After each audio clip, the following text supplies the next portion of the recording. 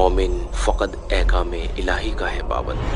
खानदानी, फैमिली और लॉ के माना होते हैं कानून, यानी अल्लाह के फर्माबरदार बंदों का आइली खानदानी कानून, शख्सी कानून, यानी शरीयत का वो हिस्सा जो अहले ईमान और अहले इस्लाम की खानदानी जिंदगी से ताल्लुक रखता है, उसे मुस्लिम रसूलुल्लाह कहते हैं। देखिए, इस्लामी शरीयत दुनिया की एक बहुत बड़ी शरीयत है। ये दुनिया में इंसानों के तमाम मसाइल का हल अपने पास रखती है और जिंदगी का कोई शोबा ऐसा नहीं है जो इस्लाम के दायरे में दाखिल ना हो। हर जगह इस्लाम का कानून मौजूद है, लेकिन इस्लामी कानून के कुछ हिस्से तो वो हैं कि जिनके निफाज के लिए हुकूमत चाहिए, हुकूमत के बगैर वो हिस्से नाफिज नहीं हो सकते। और इस्लामी कानून के कुछ हिस्से ऐसे हैं कि जिसके निफाज के लिए हुकूमत की जरूरत नहीं है, बल्कि वो चाहे मुसलमान कहीं हो, चाहे वो इस्लामी हुकूमत में हो या कहीं भी हो, दुनिया में किसी कोने में हो, वो इस्लाम उनका जिंदगी का बहुत बड़ा हिस्सा होता है और वो है उनकी खानदानी। तो हम देखते हैं कि दुनिया में एक बहुत बड़ा दुनिया का एक मुसल्लम कानून है। वो ये है कि दुनिया में जितनी कौमें आबाद हैं, हर कौम को अपने प्रसल्ला पर अमल करने की आजादी है। ये दरअसल यूएनओ का चार्टर है। यूएनओ, यूनाइटेड नेशन के माना होते हैं बैनुल अक़वामी, जो दुनिया के इंसानों का इदारा है, दुनिया के मुल्कों का इदारा है। तो उसका यह कानून है कि दुनिया में जितने मज़ाहिब के मानने वाले हैं, हर मजहब के मानने वाले को अपने मजहब के मुताबिक अपने प्रसल्ला पर अमल करने का पूरा हक हासिल होगा। दुनिया में हर मजहब का मानने वाला वो अपने मजहब के इन बुनियादी कवानीन पर अमल पैरा है। ईसाई ईसाइयत को मानते हैं और उसके मुताबिक वो अपने प्रसल्ला के मुताबिक काम करते हैं, चाहे वो मुस्लिम हुकूमत में हो। अगर आप मुस्लिम हुकूमतों को देखेंगे, वहां पर जो गैर मुस्लिम लोग हैं वो अपने अपने प्रसल्ला के मुताबिक अपनी जिंदगी गुजारते हैं। हमारा मुल्क जब आजाद हुआ तो हमारे मुल्क की आजादी के वक्त हमारे दस्तूर में जिसके मुताबिक यहाँ पर बसने वाले इंसानों के हुकूक वो इख्तियारात को पूरी तरह डिफाइन किया गया, उसी में ये बात दर्ज की गई कि इस मुल्क में बसने वाले हर समाज को, हर कम्युनिटी को अपने अपने प्रसल्ला पर अमल करने का पूरा हक हासिल होगा। हर एक को अपने प्रसल्ला पर पूरी आजादी होगी। यह हमारा दस्तूरी हक है। हिंदुस्तान की आजादी में यह बात शामिल थी कि आजाद हिंदुस्तान के लिए हर कौम ने खून दिया है और सबसे ज्यादा खून देने वाली कौम मुसलमान है।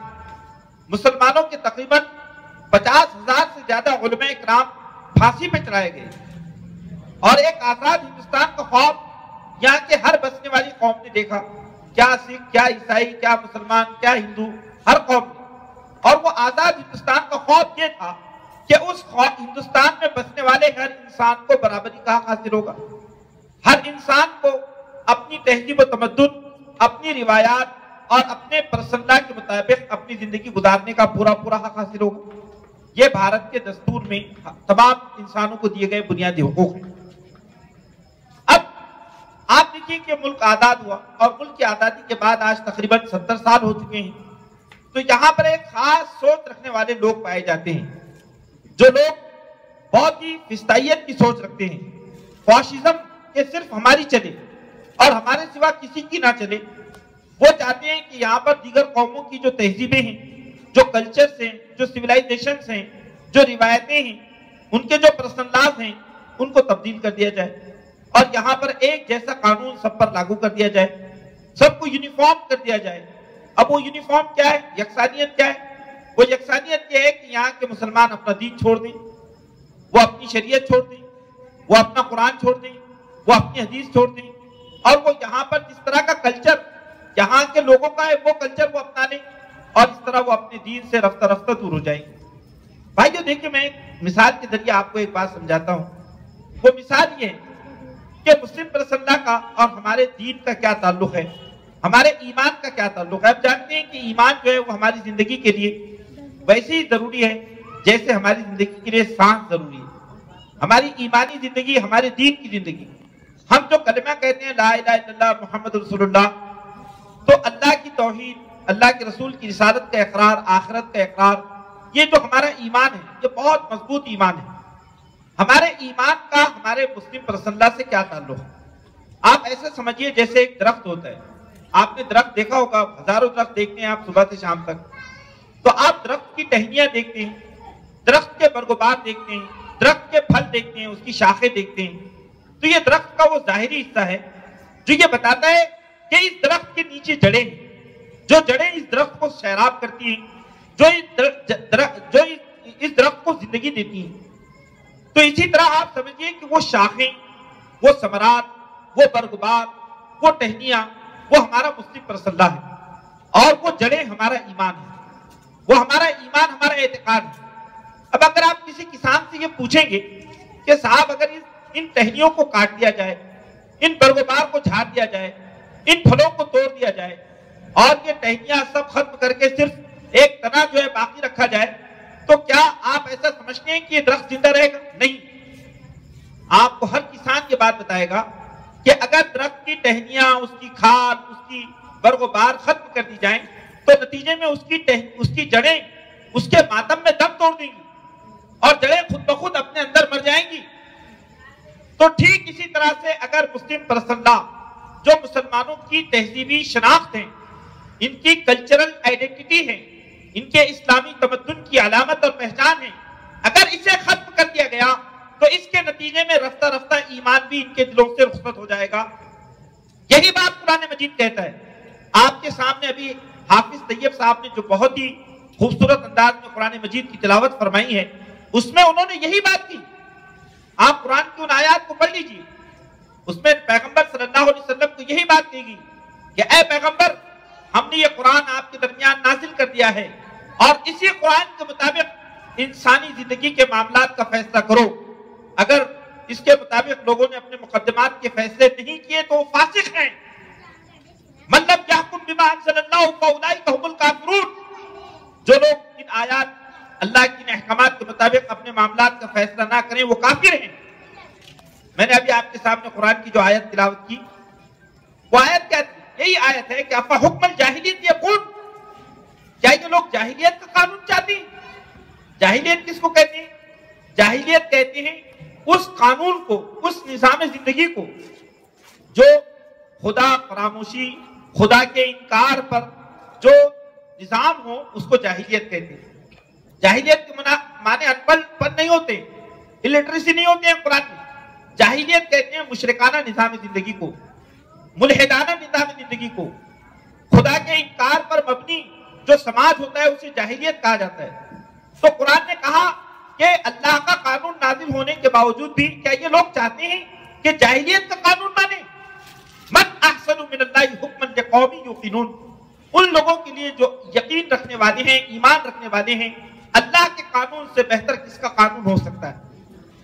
اب آپ دیکھیے قرآن مجید کی دوسری آیت کریمہ سورہ نساء کی، اللہ یہ بات ارشاد فرماتا ہے فَلَا وَرَبِّكَ لَا يُؤْمِنُونَ حَتَّى يُحَكِّمُوكَ فِي مَا شَجَرَ بَيْنَهُمْ ثُمَّ لَا يَجِدُوا فِي أَنفُسِهِمْ حَرَجًا مِّمَّا قَضَيْتَ وَيُسَلِّمُوا تَسْلِيمًا۔ اللہ فرماتا ہے اے پیغمبر، تیرے رب ذوالجلال کی قسم، یہ لوگ ہرگز ایمان والے نہیں ہو سکتے اس وقت تک جب تک یہ اپنے معاملات زندگی میں آپ کو اپنا حکم، اپنا قاضی اور اپنا جج تسلیم نہ کریں، اور پھر آپ ان کے درمیان جو فیصلہ فرما دیں اس فیصلے کو سر بسر تسلیم نہ کر لیں، اس وقت تک تیرے رب کی قسم یہ مومن نہیں ہو سکتے۔ یہ قرآن کہتا ہے۔ ہم دیکھیں کہ شریعت نے ہمارے سامنے مسلم رسول اللہ کے عنوان سے تعلیمات جو دی ہیں، وہ تعلیمات کیا کیا ہیں؟ رسول اللہ کے اندر کون کون سے قوانین آتے ہیں؟ دیکھیے رسول اللہ کے اندر جو قوانین آتے ہیں وہ قوانین بچے کے ماں کے پیٹ میں ٹھہرنے سے شروع ہوتے ہیں۔ ایک بچہ جو ابھی ماں کے پیٹ سے باہر نہیں نکلا، ابھی وہ 9 مہینے تک ماں کے پیٹ میں ہے، اس وقت سے مسلم رسول اللہ کا قانون شروع ہوتا ہے۔ یہ ایک بچہ اگر ماں کے پیٹ میں ہے تو اس کے حقوق کیا ہیں، وراثت میں اس کا حصہ کیا ہے، اس کی وجہ سے طلاق واقع نہیں ہوتی۔ اگر کسی شخص نے اپنی حاملہ بیوی کو طلاق دے دیا تو گویا کہ اس کی جو طلاق ہے وہ طلاق اس وقت مکمل ہوگی جبکہ وہ بچہ جو ہے وضع ہو جائے، جب وہ بچہ پیدا ہو جائے، اس کے پیدا ہونے پر ہی وہ خاتون کسی دوسرے شوہر سے شادی کر سکتی ہے. یہ مسلم پر سننا ہے. پھر کیونکہ وہ جو بچہ ہے اس کے نسب میں کوئی اور شامل نہ ہو جائے، اس کا نسب مخلوط نہ ہو جائے، اس کے لیے مسلم پر صلی اللہ نے وہاں قانون دیا. پھر یہ بچہ جب پیدا ہو گیا، جب یہ ماں کی گود میں آ گیا، تو اس کو دودھ کون پلائے گا اور اس کے دودھ کا پیسہ کون دے گا اور اس کی نگرانی کون کرے گا اور کتنی دیر تک یہ ماں کا دودھ پیے گا اور کتنے دنوں تک یہ جو ہے اپنے جو ہے باپ کی اور ماں کی سرپرستی میں رہے گا. یہ سارے قوانین اسلام نے مرتب کیے. پھر یہ بچہ بالغ ہونے تک اس کے اختیارات کیا ہیں، اس کے حقوق کیا ہیں، بالغ ہونے کے بعد اس کے حقوق کیا ہیں، سب ڈیفائن کیے گئے. جب یہ بچہ بڑا ہو تو اس کی شادی کیسے ہو، شادی کے طریقے کیا ہو، شادی کا پورا نقشہ اسلام نے پیش کیا کہ شادی میں کون جو ہے وہ مالی حقوق ادا کرے گا، بیوی کے حقوق کیا ہے، شوہر کے حقوق کیا ہے، شادی کے وقت گواہوں کی موجودگی اور سب چیزیں اس میں ڈیفائن کی گئی ہیں کہ شادی کے لیے کون سی شرائط ہیں، جس میں شرط اول ایمان ہے. ایمان کے بغیر اسلامی نکاح تشکیل نہیں پاتا، ایمان کے بغیر اسلامی نکاح تشکیل نہیں پاتا. اگر ایک شخص مسلم ہے اور ایک غیر مسلم ہے اور دونوں شادی کر رہے ہیں تو اسلامی قانون کے مطابق وہ شادی معتبر نہیں ہے.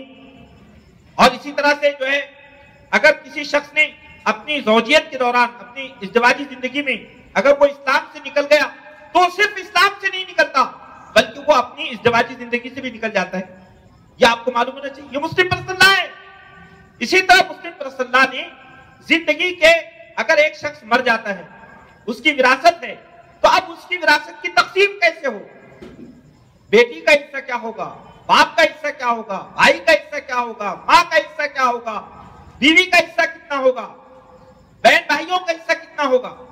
بہت تفصیل کے ساتھ شریعت نے قانون وراثت کو ڈیفائن کیا، اس کو بیان کیا. اگر کوئی شخص کوئی گھر میں بچہ پالتا ہے تو کیا وہ بچہ متبنہ ہو سکتا ہے؟ تو اسلام نے کہا وہ متبنہ نہیں ہو سکتا، وراثت میں حقدار نہیں ہو سکتا. وصیت کا قانون کیا ہے؟ کتنی وصیت کی جا سکتی ہے؟ کیا کسی کے لیے کتنی وصیت کی جا سکتی ہے؟ نہیں، صرف 1/3 کی وصیت کی جا سکتی ہے دولت کے 1/3 سے. کیا کسی کو آنکھ کیا جا سکتا ہے؟ آنکھ نہیں کیا جا سکتا ہے. چاہے بیٹا آپ کا ہو، آپ بیٹے سے آپ خوش ہو یا نہ خوش ہو، اس کے باوجود اللہ کے حکم کے مطابق وراثت کی تقسیم ہوگی. کیا شریعت کے احکامات ہیں، غیر معمولی احکامات ہیں. ہبہ کسے کہتے ہیں؟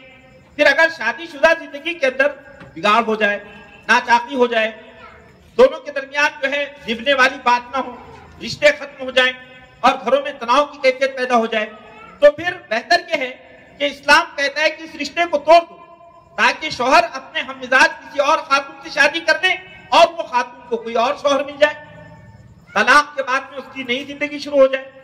تو اتنا بہترین نظام زندگی، اتنا فطری نظام زندگی کہ جس کا ہم ذکر کریں تو یہ بات پائیں گے کہ دنیا کے نقشے پر کوئی نظام زندگی، خاندانی نظام زندگی کسی قوم کے پاس ایسا نہیں ہے جو مسلمانوں کے پاس ہے. اتنی، اور یہ ہماری اسلامی تہذیب کی بنیاد ہے، یہی ہماری شناخت ہے، بہت بڑی بنیاد اس کے ذریعے بنتی ہے. بزرگان محترم اور دوستو، دیکھیں اس سلسلے میں کچھ باتیں میں آپ کے سامنے پیش کرتا ہوں. دراصل بات یہ ہے کہ میں کچھ چیزیں آپ کے سامنے پیش کروں گا. جب بھارت آزاد ہوا تو بھارت کی آزادی کے وقت یہ بات سامنے آئی کہ اس ملک کے اندر بسنے والے سارے انسانوں کو اپنے اپنے پسند اللہ پر عمل کرنے کی آزادی حاصل ہوگی. تو مسلمانوں نے سکون کی سانس لی. علماء اکرام نے اس بات کو محسوس کیا کہ آزاد بھارت میں ہمارے ایمان اور ہمارے پسند اللہ کی حفاظت کی ضمانت دی گئی. اس وقت ڈاکٹر امبیڈکر جو بھارت کے دستور بنانے والی کمیٹی کے دستور کے معمار ہیں، انہوں نے یہ بات کہی تھی کہ اگر کسی حکومت نے اگر پرست اللہ میں تبدیلی کی کوشش کی، پرست اللہ میں سازش کی، تو میری نگاہ میں وہ حکومت احمق ہوگی. اس کے نتیجے میں بھارت میں بے چینی پیدا ہوگی، اضطراب کا ماحول پیدا ہوگا. تو اس وقت جو ہے یہ بات بابا صاحب امبیڈکر نے کہی. لیکن دستور بناتے وقت بھارت کے دستور کا ایک دوسرا حصہ وہ ہے رہنما اصولوں کا. رہنما اصولوں میں یہ بات درج کی گئی کہ بھارت میں आजाद भारत में इस बात की कोशिश की जाएगी कि भारत से शराब को मुकम्मल तौर से खत्म कर दिया जाए और दारू मुक्त भारत वजूद में आए। दारू मुक्त, क्योंकि गांधी जी की जो शख्सियत थी वो दारू के बहुत खिलाफ थी। तो गांधी जी ने यह बात कही थी कि भारत की आजादी के 20 साल के अंदर, आजाद भारत की 20 साल तारीख के अंदर हम दारू को मुकम्मल तौर से भारत से निकाल बाहर कर देंगे। दारू का एक खतरा भारत में नहीं रहेगा। हमारे दस्तूर में यह बात शामिल थी रहनुमा उसूलों में कि इस बात की कोशिश की जाएगी कि हर बच्चा तालीम याफ्ता हो, हर नौजवान रोजगार से जुड़ा हुआ हो। ऐसी बहुत सारी चीजें थी। उन्हीं में एक बात ये भी थी कि अगर भारत के मुख्तलिफ मज़ाहिब के मानने वाले इस बात को चाहें कि वो अपने मजहब को छोड़कर यूनिफॉर्म सिविल कोड इख्तियार कर लें, एक जैसा कानून अपना लें, यकसा सिविल कोड को अपना लें, तो फिर भारतीय हुकूमत भारत में एक ऐसा निज़ाम तमद्दुन, एक ऐसा प्रसंगा लाएगी जो यकसा सिविल कोड होगा, यूनिफॉर्म सिविल कोड होगा और भारत के सारे नागरिक उसी के मुताबिक अपनी पूरी समाजी और खानदानी जिंदगी गुजारेंगे। ये देखिए ये बात, अब वो जो बात थी वो खुद गलत थी, क्योंकि दस्तूर के अंदर ये चीज डालकर मुसलमानों के सर पर एक तलवार लटका दी गई। लेकिन चूंकि उसके बाद दर्ज थी कि जब तक उस कौम के लोग इस बात का ऐलान न करें। अब आप देखिए भारत के अंदर अभी जब तलाक का इशू उठा तो भारत के 4.5 करोड़ मुसलमानों ने अपने ओरिजिनल दस्तखत सदर जमहूरिया तक पहुंचाए। 4.5 करोड़ मुसलमानों। पूरी दुनिया की तारीख में किसी कौम ने 4.5 करोड़ दरखास्तें अपने मुतालबात को मनवाने के लिए पेश नहीं किए होंगे जितने अभी 4 महीने पहले मुसलमानों ने पेश किए दिसंबर के महीने। मामूली दस्तखतें होती। पूरे हिंदुस्तान के जितने जय्यद उलमा इकराम हैं, किसी भी मकतबे फिक्र के हो, चाहे शिया हो, चाहे सुन्नी हो, चाहे अहले हदीस हो, सबने एक जुबान होकर कहा कि हुकूमत को हमारे पर्सनल में मुदाखलत नहीं करनी चाहिए। लेकिन क्या हो रहा है, इधर उधर से जर खरीद लोग बुलाए जा रहे हैं और उन जर खरीदों के जरिए फतवे मंगवाए जा रहे हैं कि पर्सनल के तलाक के कानून में तब्दीली करो। तलाक का ये कानून मुसलमानों पे बड़ा जुल्म करने वाला है। तो बुजुर्गान मोहतरम, मैं आपके सामने जो बात बता रहा हूं ये है कि मुसलमानों के ये जो भारत आजाद हुआ तो उसके रहनुमा उसूलों में जो बातें दर्ज थी तो उनकी असल बातों पर तो अमल नहीं हुआ। अब देखिए दारू मुक्ति की बात है, तो दारू मुक्ति जो है भारत में आज आजादी को 70 साल हो चुके हैं। अभी ये हाल है कि भारत में दारू की गंगा जमुना बह रही है। आप देखिए हर जगह ये आपका पैटर्न गेट है। पैटर्न गेट की तरह दारू खाने पर जाकर देखिए, नौजवान बच्चे 19 साल 20 साल के बच्चे जो है वहां से शराब खरीदते हैं और शराब पीते हैं। यहां से वहां तक शराब की दुकानें आबाद हैं और शराब के अंदर लोग झूम झूम के घरों में जाते हैं, अपनी बीवियों को पीटते हैं। हर हफ्ते तकरीबन 4000 एक्सीडेंट भारत में होते हैं। रिकॉर्ड ये बताता है कि इस एक्सीडेंट के 80% जो मरने वाले हैं, जो ड्राइवर एक्सीडेंट करते हैं, वो शराब के नशे में होते हैं। शराब के नशे में होते हैं, लेकिन शराब पे पाबंदी नहीं। क्यों नहीं है?